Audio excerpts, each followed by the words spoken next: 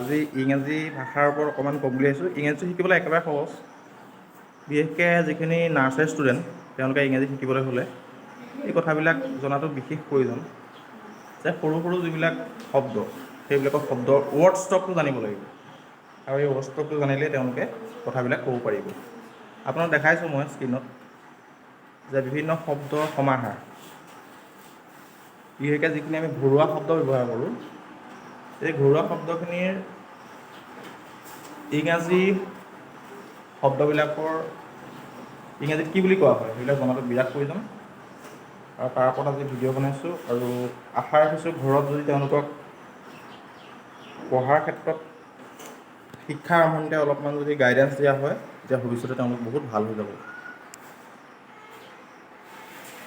আৰু প্ৰতিদিনে এনেকুৱা ধৰণৰ ভিডিঅ' হ'বলৈ চেনেলটো ছাবস্ক্ৰাইব কৰি দিব। ভৱিষ্যতে আৰু তেনেকৈ ভিডিঅ' লৈ আহিম।